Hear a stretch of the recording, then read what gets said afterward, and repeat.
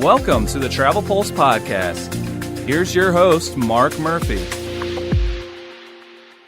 All right, well, welcome to the TravelPulse podcast. I'm your host, Mark Murphy, and I'll be your host every week unless I'm not here, and then someone else will be hosting. And what we're going to be doing with the TravelPulse podcast every week is covering things that range from the world of travel news and what's going on globally to travel trends.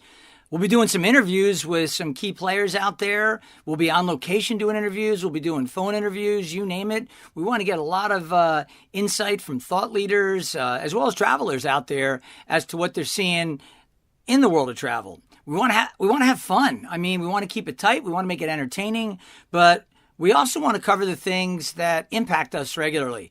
And right now, when I think of travel, a lot of times people say, travel's getting on a plane or sailing away on a yacht or a ship, and it's a heck of a lot more than that.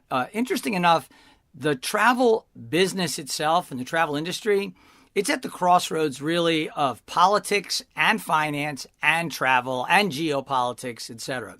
So we see that when it comes to news coverage. We see that in the mass market media.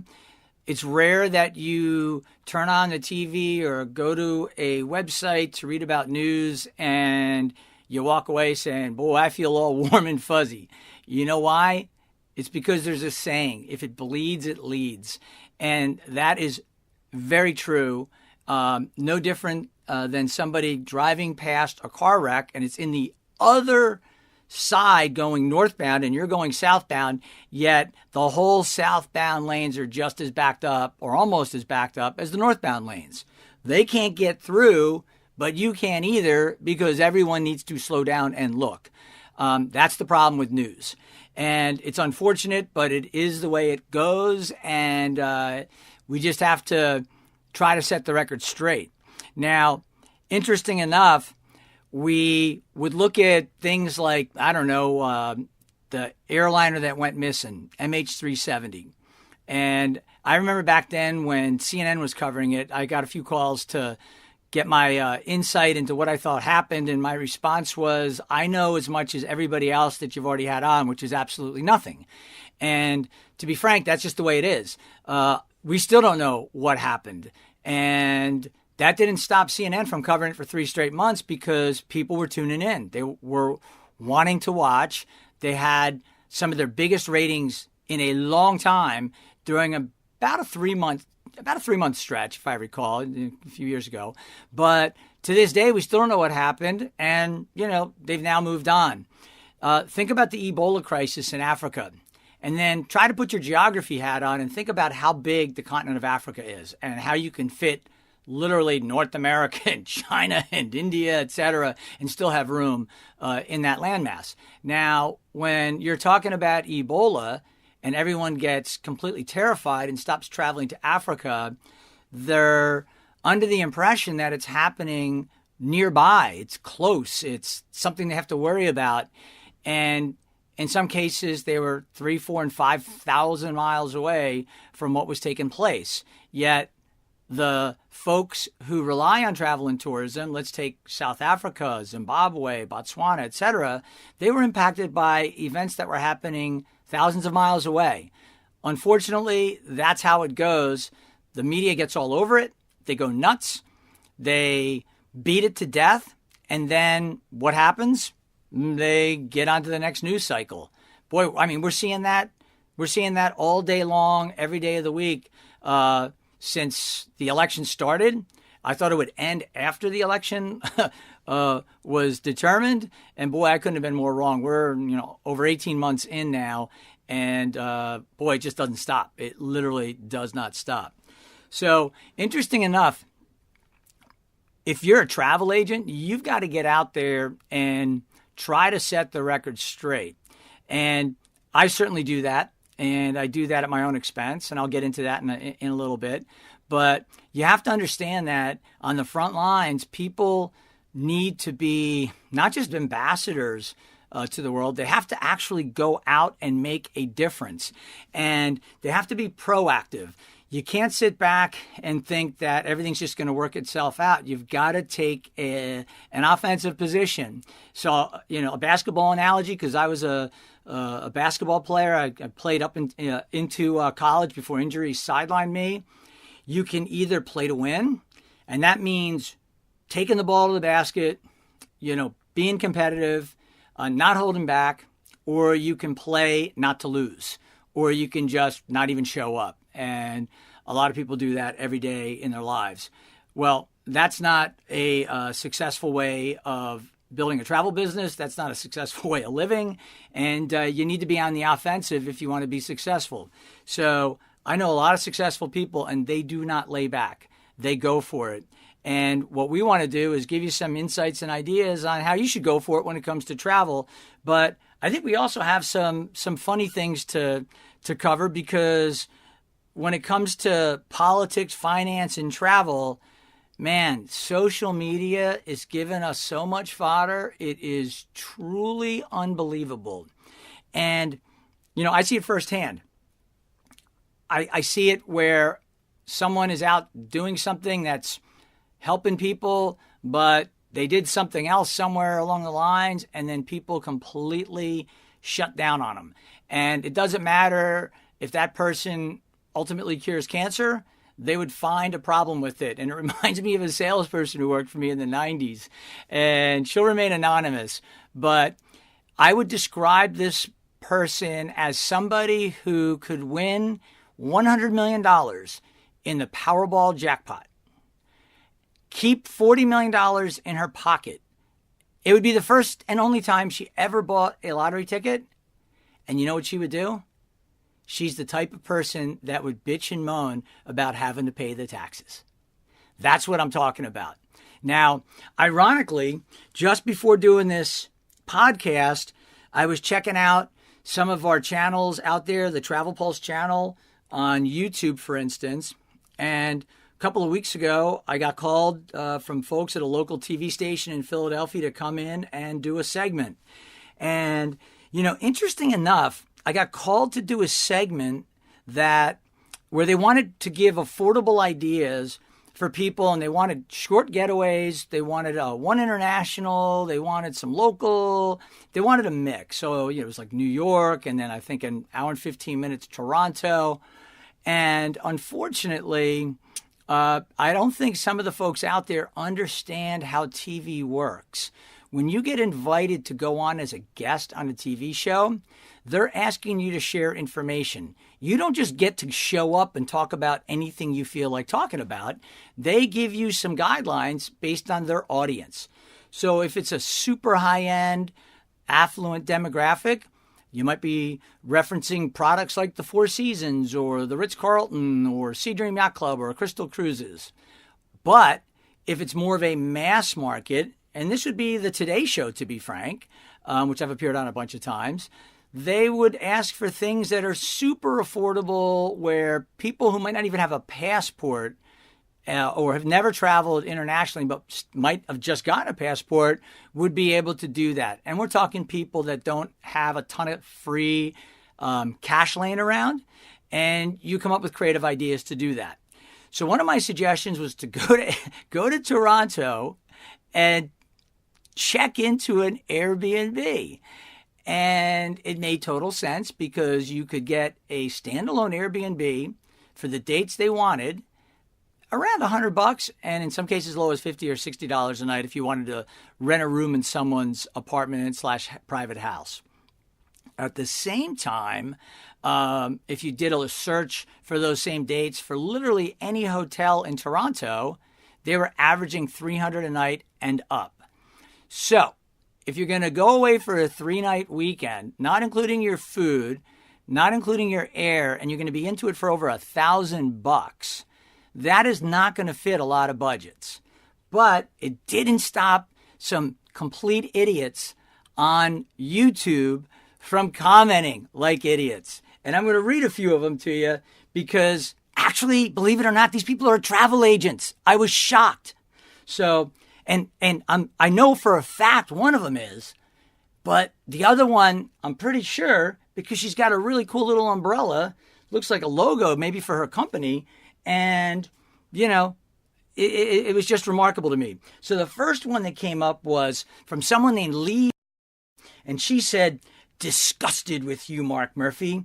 Why are you writing travel agent publications on one hand and then touting Airbnb on the other? You have lost any credibility you have ever had." Really? Hey, Lee, wake up. Last year, 100 million people stayed at an Airbnb. Hey, Lee, let me ask you another question. Have you ever called for an Uber or a Lyft? Or do you only stay at the Four Seasons? And Lee, do you only book carry limousine chauffeured cars? Well, if you're that successful, God bless you. I'm happy for you. You see, Lee, because I'm not one of those people that says, "Oh, you're successful, so I'm less successful because of that." Not at all. I want people to be as successful as possible. I love seeing people that do super well and are super wealthy because it ain't easy. So to read this, I just had to chuckle. And I looked at that and I thought, wow. So basically, this person needs a telegram. Because guess what? Hey, Lee, not everybody can afford $300 a night to stay at a hotel as simple as the Hilton Hotel in downtown Toronto. And guess what? Some of those people that own properties and have cars, they want to supplement their income.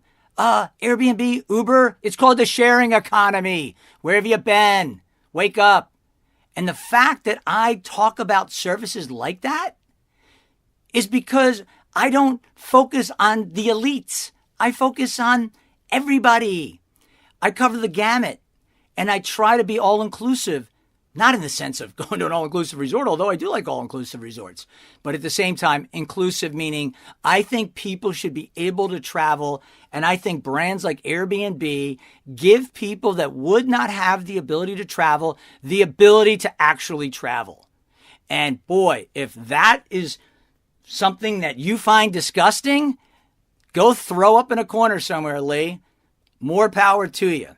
Now, my folks on TravelPulse responded, and, it's really interesting because, I don't know, within, hour maybe, not even, you know what happens? These anonymous posts start going up. And you got to go look at them, folks, because the beauty of social media is that's where the cowards lurk. People who want to slam you, but don't want you to know who they are because they're freaking losers.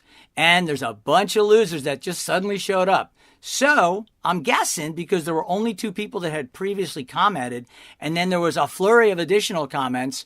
Those 2 folks, Lee being one, and Veronica was another. And it's kind of interesting because I'm looking and I'm thinking, who's this Veronica person? And Veronica was the name.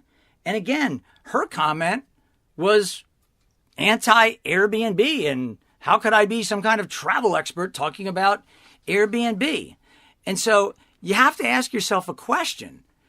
When you think about, booking travel, and she's an ACC, an actual ACC, okay? She needs to go back and study a little more because she says, I have one question. Why would a travel expert recommend an Airbnb or a hostel? Watch the segment again, Veronica. I didn't recommend a hostel, but for some people, a hostel's a great opportunity. And she said it was a very disappointing interview. And once again, my folks responded, well, because some people can't stay at the Four Seasons or pay $300 a night for the Toronto Hilton during that same time. So then my folks decided to look her up, find her website. And when they did, they actually were very nice and gave Veronica some great tips on actually figuring out how to market on the web. Veronica has a website that is a WordPress website, but it doesn't have the WordPress name on it. But it's made by WordPress, and there's nothing wrong with WordPress. But it has what you call our plugins. So as soon as they went to her website and they said, "Ooh, let me click on book now," they went to a blank white page with a header and nothing below it. Then they said, okay, well, let's go and check out over here some of the news. Because, oh, look, they have travel news. The second they clicked on her travel news, it took the customer off her website and onto a consumer travel news site that's not connected to her in any way. Meaning she's got news on her site, which is great. But the second someone has an interest in clicking on it, they leave her site, which we felt it was our duty to help her understand that probably isn't a good thing, especially when the first thing the consumer sees after clicking on their news story on Veronica's website and opt in to some other site because they might still think they're on her site.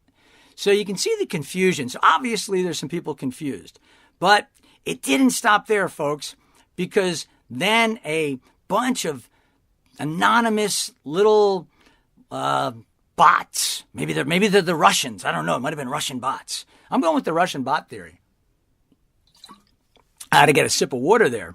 But maybe it was Russian bots because some of these folks said, wait, this was somebody, Persia.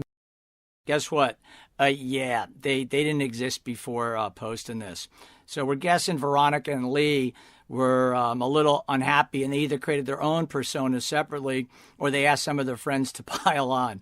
But it gets funnier because Persia says, wait, isn't this the same guy who makes money off his publication saying why you should use a travel agent? Hello. When you have a publication read by travel agents that they don't pay for, it's not about making money off a publication that says why you should use a travel agent. Yeah, just FYI on that. And then they continue on with, and now he's throwing them under the bus. I'm throwing you under the bus because I mentioned Airbnb. Wow, interesting. So it concludes with, what a hypocrite. And then a nice compliment. But hey, at least he smells good. That's in reference to the joke that the anchor mentioned at the start of the interview. So yeah, note to folks who are friends with Lee and Veronica and the anonymous posters, guess what? The market for travel agents is great. It's been growing. There's only one person that goes out consistently on television and tells consumers every chance he gets. Not because I'm being asked to by the networks, FYI, because I intentionally added in there because I think it's a great tip. I'll give you one example. I was being interviewed by Martin Savage on CNN, and they asked me to give them the 5 best travel apps. So I said, okay, no problem. Came back with my recommendations for those apps at that time, and they said, great, we love it. They booked the segment. I showed up that morning. FYI, when I do a lot of these segments, I got to be out of my house at 4:30 in the morning if it's an early segment. I then have to get up to New York in some cases if I'm down in New Jersey or to a studio. It eats up hours of my time. Many times it's like a Saturday morning. If I'm doing a CNN segment, it might be the Saturday morning segment. So yeah, it's my personal time. I do not get paid to do this. But in the case of the Martin Savage interview and dozens of others just like it, I added a 6th app. And you know what I said? I said, my favorite app actually is a human app. It's called a travel agent. And you know what? I don't think any of these people ever commented on that or any of the other ones that I put up there. In fact, if you go to YouTube and you search Murphy Travels Travel Agent Reel, you will see dozens and dozens of times where I have spoken about travel agents as part of interviews that had nothing to do with talking about travel agents. Now, with that said, it got a little more entertaining. One of the ones I can't respond to is because it's slightly offensive. But I encourage you to go check it out because I was laughing about it. Now we had a lead, but then all of a sudden somebody named Phyllis.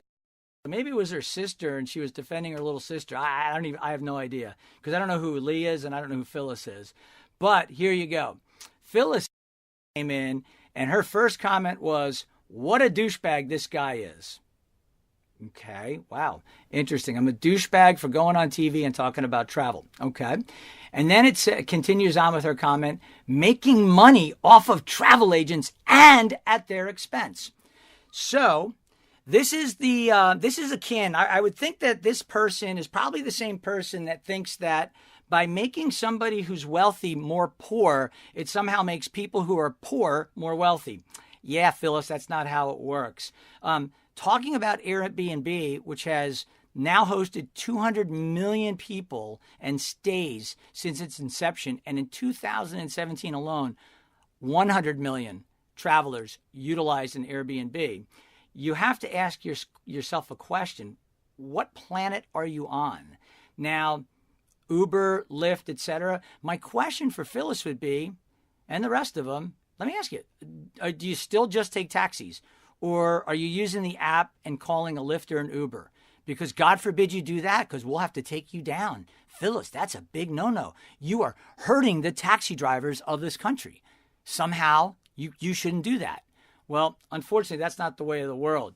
But the irony is when it says making money off of travel agents. Obviously, Phyllis didn't get the memo that everything we do, from TravelPulse.com to our magazines for travel agents to our travel agent training to the websites we give travel agents, you can get every one of those things for free. So ask yourself a question, Phyllis, Lee, Veronica.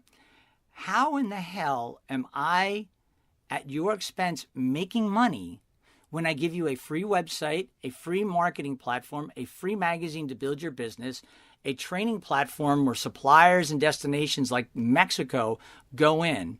How am I making money off of you? Oh, I get it.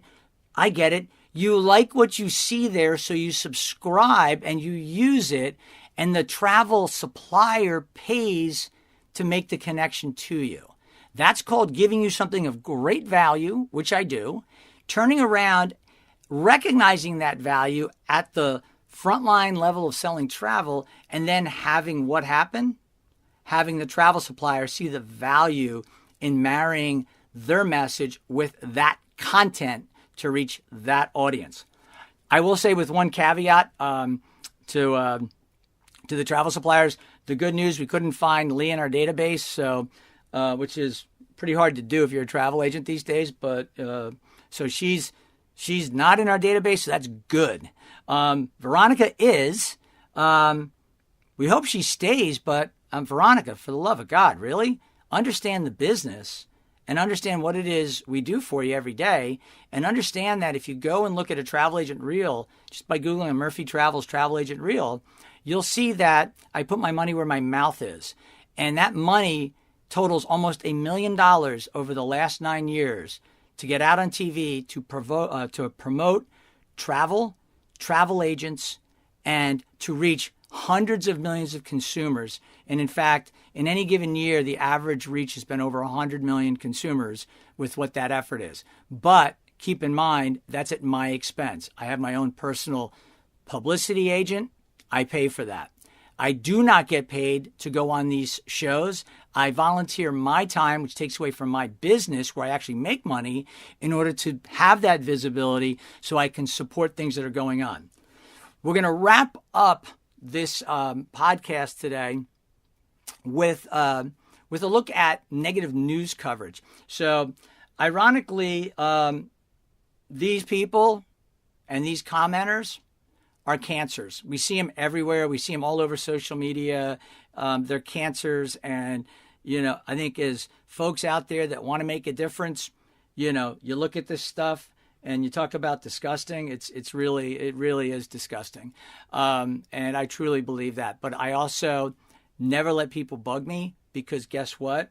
The foolishness and the idiocy just shines through, man. Because you just look and you hear the comment, and then you think to yourself, wow, I almost feel bad, because they are so stupid, they can't see the forest for the trees. But it is what it is. So with that said, there are tens of thousands of amazing travel agents out there who get it done every freaking day, who understand how to help the customer, who understand that the customer isn't always looking for the most expensive or the cheapest deal. And guess what? The average customer of a travel agent will book 1 to 3 times a year, but on average they'll book 4 or 5 more times somewhere else. There's a reason Priceline has a market cap of $100 billion. Not every transaction requires a travel agent, but if you want someone behind you every step of the way, you book with a travel agent. And that means that travel agent needs to be available and be ready to serve that customer 24/7. And if you don't have a website that does that, Veronica certainly doesn't, you can't even book on our website, then guess what? That customer is better served going somewhere else. And I would say steer clear of her business. Go find somebody who can actually help you. I know plenty of people. So if you want me to connect you with a great travel agent, I'd be happy to do that as a traveler. And if not, then you should look at platforms that allow you to book seamlessly and easily. And if you need a quick transaction, don't feel guilty. Make the booking. And if your travel agent's not there to make it happen, then that's their loss. But when you need that advice and personal guidance, they will be there and they'll make it happen for you if they are good. And once again, you can see from the comments at the YouTube TravelPulse channel, some of them aren't so good. So you got to find the good ones, just like you got to find a good doctor, you got to find a good lawyer, find a good travel agent, and you will be super happy that you did. But with that said, there's a lot of talk about Mexico in the news these days. And a few months ago, I got called by Fox and Friends to do a segment early in the morning. And I went in and it was just an onslaught. I mean, it was murders are up and, Mexico is going to crap and you can't travel there and it's too dangerous and all this stuff. And they just kept coming at me talking about the murder rate and travel and tourism, etc. And they had no clue what they were talking about because the fact of the matter is I have been to Mexico 3 times this year. I'm going to Mexico the week this podcast publishes, and I am actually going to Mexico again in August and bringing my entire company there. So as we look at the negative news coverage of what's happening in Mexico, there is crime in Mexico, folks. I'm a Chicago native. There are 600 to 750 murders every year in Chicago. That's an average of 2 a day. Now, how often is that covered? Almost never. Why? It just happens too often. They'd be leading every national newscast with murders today, murders this weekend, everywhere. And that's just one city in America. So you have to be rational when you're thinking about traveling there. And you have to understand that negative news is prevalent and we've got to push back with facts. So here are my facts about Mexico. It's safe to go there. You should think about going there. If you are a travel agent and you have an agent studio website, news about Mexico lives on your website. So when you share or a client clicks on it, they stay on your website. And we're getting the facts out about travel to Mexico on TravelPulse, and you'll see consistent coverage. We're not living with rose-colored glasses. If there's negative news, we're going to have to cover it. But at the same time, we're also putting out the facts as it pertains to the millions of travelers that go there every year and the real number of incidents and the real risk. And that's important for you to know. So for travelers, travel suppliers, destination folks, and travel agents, thanks for tuning in. We'll be back with you next week. And again, I encourage you to go check out, for some chuckles, the TravelPulse YouTube channel. Click on the video that I did with Fox 29 in Philly. And check out the comments. And if you're a traveler, you should probably find someone other than some of those folks to book your next trip. You can always find me right here at TravelPulse.com, at MurphyTravels.com, or you can always find me on Facebook at Murphy Travels, Instagram at Murphy Travels, Twitter at Murphy Travels, you name it. Thanks for tuning in. We'll be back with you next week.